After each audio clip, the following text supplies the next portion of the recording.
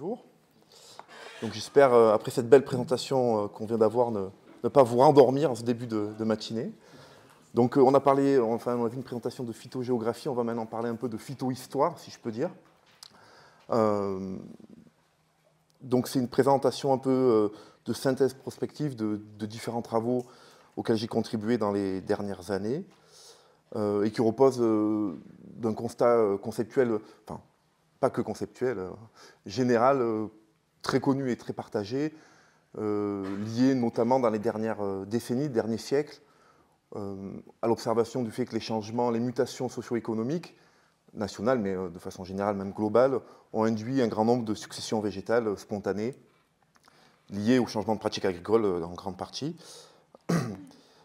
Et ces changements, ces mutations bien connues, bien étudiées par de très nombreux travaux, induisent encore aujourd'hui, de façon tout à fait opérationnelle, concrète, des choix et des contraintes sur les choix de gestion qui peuvent être réalisés par les gestionnaires à l'échelle territoriale et même à l'échelle locale.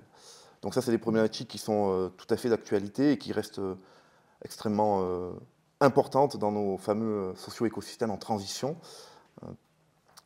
Et donc, les choix qui vont être opérés résultent directement ou indirectement, évidemment, des connaissances scientifiques sur ces trajectoires écologiques à long terme, à différentes échelles de temps, on va dire, mais moi, celle qui m'intéresse, c'est celle à long terme, notamment sur les données, on va dire, paléo-environnementales, paléo-écologiques, et puis en lien avec les mécanismes de perturbation écologique, également bien connus, en l'occurrence, les deux qui nous intéressent en particulier aujourd'hui, l'herbivorie au sens très large, et puis les perturbations incendies, qui sont celles qui sont l'objet de ces travaux, de façon plus générale.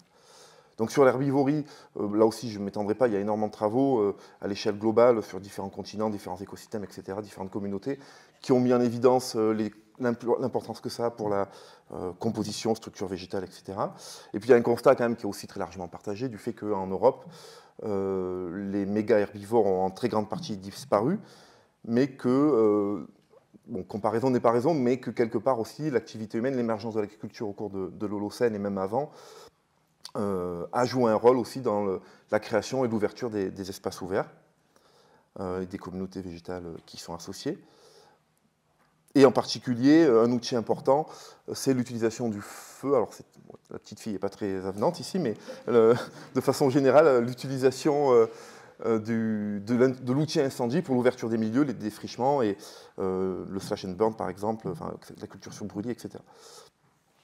Et donc, tout ça pour en revenir à l'idée que les feux et ou l'herbivorie, encore une fois au sens large, sont des drivers essentiels de la dynamique des communautés végétales, ouais, voilà, avec des conséquences et des réponses écologiques évidemment différentes, parce que ce ne sont pas les mêmes perturbations, elles ont des régimes d'occurrence différents. Néanmoins, on peut se poser aussi des questions, notamment avec cette comparaison mégafaune, herbivorie et puis incendie holocène en Europe. Est-ce que ces régimes de perturbation sont-ils si différents ? Et notamment pour ce qui est des défrichements, l'utilisation de l'outil incendie, est-ce que les échelles spatiales d'ouverture des espaces sont comparables avec ce qui s'est passé au Pléistocène en Europe, de ce qu'on peut en connaître en tous les cas, et puis également les feux anthropiques, donc d'origine humaine, et donc l'outil humain, présentent-ils des régimes de perturbation comparables aux perturbations d'herbivorie qu'on peut trouver ailleurs. Et donc, ce qu'on a essayé de faire dans différents travaux, donc je fais la synthèse aujourd'hui, c'est l'identification des patrons spatio-temporels, des signaux incendies, donc sur l'échelle holocène, ça peut être variable selon les cas, mais en haute résolution. Et donc pour ça, je ne vais pas rentrer dans les détails méthodologiques, mais une façon de faire, c'est d'utiliser, bien sûr, quand on reconstitue les signaux incendies, l'histoire des incendies, c'est les enregistrements, ce qui résulte de ces incendies, notamment les particules carbonisées au sens large, les charbons de bois. Donc on peut avoir différents signaux qui ont différentes échelles spatiales, depuis l'échelle régionale, les micro-charbons, les macro-charbons, la taille intermédiaire. Comme ils sont plus gros, plus lourds, ils sont plus locaux, c'est assez logique. Et puis il y a les très gros charbons, ce que moi j'appelle les méga-charbons, qui sont, et c'est ceux-là qui nous intéressent, pour avoir une haute résolution spatiale. Il y a plein de gens dans la salle qui connaissent déjà cette méthode, avec des contributions de différents collègues. Et donc la combinaison de ces signaux va permettre aussi de reconstituer l'histoire d'un incendie, avec donc un focus spatial ici. Donc la méthode, pareil, je ne m'étendrai pas, simplement retenez qu'il s'agit d'aller chercher dans le sol des échantillons de charbon de bois qu'on va extraire, qui font quelques millimètres et qui ont un double intérêt dans ce que j'essaie de présenter aujourd'hui. C'est d'abord, ils résultent des incendies, bon ça c'est logique, et donc on peut les dater, c'est du carbone qu'on peut dater, et puis aussi ce qui est intéressant, c'est qu'on peut identifier ces espèces, et donc on peut connaître par exemple le type de fuel, le type de combustible pardon, dans la perturbation. Donc une première étude qui a été faite il y a quelques années, c'est dans le nord de l'Allemagne, ici, donc dans des peuplements de hêtraies semi-atlantiques. Bon, voilà. Donc là, on a combiné différents signaux d'anthracologie, de charbon de bois, de charbon de façon plus générale, c'est ce que je viens de vous montrer avant, sur un même massif forestier, sur une échelle spatiale très, très proche, on va dire, de quelques centaines de mètres. Et donc, sans présenter tous les détails, hein, c'est une synthèse, ce qui émerge de ces signaux sur deux sites. C'est donc, vous avez un premier site ici sur le graphique du haut avec l'échelle chronologique, et un deuxième site ici, donc un peu plus de 10 000 ans, et puis là 6 000 ans. Et vous avez les différents types de signaux anthracologiques, de signaux de charbon de bois, depuis les micros, le trait noir, fin, et puis le trait noir macro, donc les intermédiaires, on va dire, et puis les traits locaux, les mégas, c'est les petits points ici, qui sont des datations radiocarbone, simplement. Et donc ce qu'on peut constater de façon toute simple, c'est que les signaux ne sont pas forcément convergents à l'échelle spatiale locale. Que par exemple ici, vous n'avez pas d'incendie dans le massif, alors que ici, dans les sols, à proximité des tourbières qui ont été carottées pour ces signaux ici, on retrouve bien des traces d'incendies locaux qui n'apparaissent pas dans les signaux anthracologiques à une échelle plus large. Donc il s'agit ici d'incendies locaux qui n'ont pas influencé les enregistrements régionaux. Pareil ici, dans un autre site. Alors, bien sûr, des fois, il y a des convergences, hein, les signaux convergent, ici, ici. Ici, ce n'est pas le cas, encore une fois. Donc, on voit qu'on a des nuances, des hétérogénéités spatiales. Ici, entre les différents sites qu'on a échantillonnés ou carottés, on est de l'ordre de 300 à 400 mètres de différence spatiale, et donc sur du temps long, d'hétérogénéité aussi. Donc là, on se déplace beaucoup dans le sud, on vient pas loin de Marseille. Donc, on est dans la forêt de la Sainte-Baume, que beaucoup connaissent. Et donc là, on a étudié uniquement les signaux anthracologiques de sol, pédoanthracologiques. Il n'y a pas d'autres archives pertinentes pour étudier les autres signaux anthracologiques plus larges. Donc l'idée, cette forêt est bien connue, je ne vais pas rentrer dans le détail, c'est une forêt ancienne, relique, etc. Et donc là, ce qu'on a trouvé, là aussi de nouveau sans rentrer dans le détail, c'est l'évidence, bien que ce soit supposé être une forêt relique non perturbée, justement protégée pour différents facteurs, effets microclimatiques, présence d'un monastère, etc. Nous, on trouve que dans cette forêt, il y a aussi des événements de perturbation intraforestière tout à fait nets, avec d'abord des forts niveaux de collusionnement, donc d'érosion, qui résultent de l'enregistrement de charbon, enfin qui sont liés à l'enregistrement de charbon de bois, qui comportent beaucoup de charbon de bois locaux, donc c'est des incendies post-incendie, c'est des érosions de collusionnement post-incendie. Donc la forêt a bien brûlé, il y a beaucoup de charbon de bois et des érosions qui suivent, c'est mécanique classique. Donc il y a bien eu des perturbations de cette forêt. On a retrouvé aussi les espèces qui composent cette perturbation, donc là c'est regroupé dans différents groupes de succession, enfin de milieux, pardon.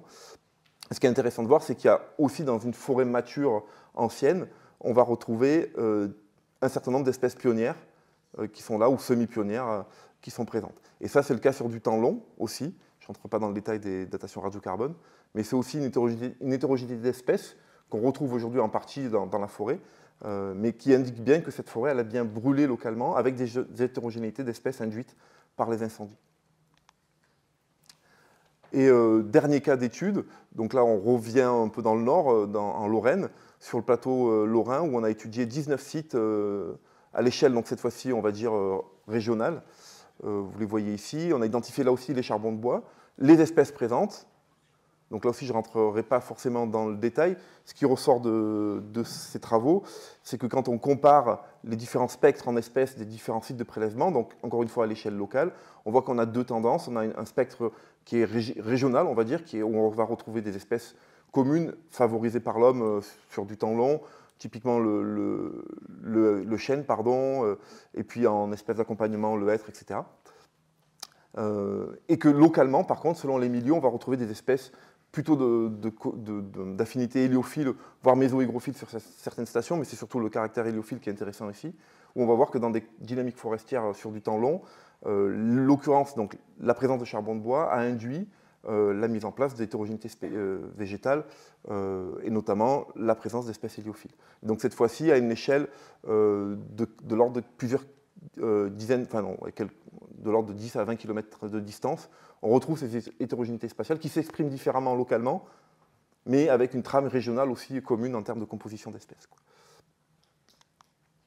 Et donc, pour conclure, alors cette diapo un peu lourde, désolé, mais je ne rentre pas non plus dans les détails des descriptions, mais l'idée générale, c'est du coup de faire cette comparaison, c'est ce qu'on ambitionne de faire entre l'herbivorie finalement et l'influence des herbivores de façon générale, que ce soit sur des contraintes anthropiques, gérées ou naturelles, et de même la même idée sur la comparaison l'outil incendie, que ce soit des incendies naturels ou plutôt d'origine anthropique, je ne l'ai pas forcément dit, mais dans les cas d'études que j'ai présentés, c'est des hêtraies chaînées, mésophiles, donc c'est a priori, mais c'est une discussion qu'on a, c'est de savoir si c'est des incendies plutôt d'origine naturelle. En majorité, a priori, c'est le cas. Et donc l'idée, c'est de voir qu'on va avoir, si on prend les deux opposés ici, donc ça c'est la représentation schématique des différents modèles, alors il y en a plus que ça, hein, mais des modèles d'herbivorie qui ont été mis en place selon l'intensité de l'herbivorie et selon du coup l'importance qu'elle a dans la mise en place des communautés et de la structure de communauté qu'elle peut avoir. Et donc là, si on compare avec l'incendie, l'occurrence d'incendie, la perturbation incendie, on voit que oui, effectivement, il y a des échelles spatiales tout à fait comparables, avec des mécaniques qui peuvent être assez comparables, même si ce n'est pas forcément les mêmes espèces, les mêmes structures végétales qui vont émerger. On a des groupes fonctionnels, on pourrait dire des groupes taxonomiques qui vont être comparables. Par exemple, ici, à une échelle, à un moment donné, quand l'herbivorie est faible, de façon générale, on va observer dans certains cas aussi des fréquences régionales faibles, des fréquences locales qui peuvent être faibles aussi, et donc des magnitudes, l'amplitude des incendies qui va être faible aussi du coup. Et ça va plutôt évidemment profiter à des espèces, à des successions plutôt matures de la dynamique forestière, avec une chute des espèces héliophiles et une augmentation des sciaphiles. Et si on prend l'exact opposé, on va voir que ça colle aussi bien quand on a de l'herbivorie forte, donc une structure végétale particulière qui va émerger, ça colle assez bien avec ce qu'on va observer localement en termes de patrons d'incendie, des fréquences régionales fortes, et puis du coup, évidemment, en opposition, la chute des sciaphiles pour l'augmentation des héliophiles.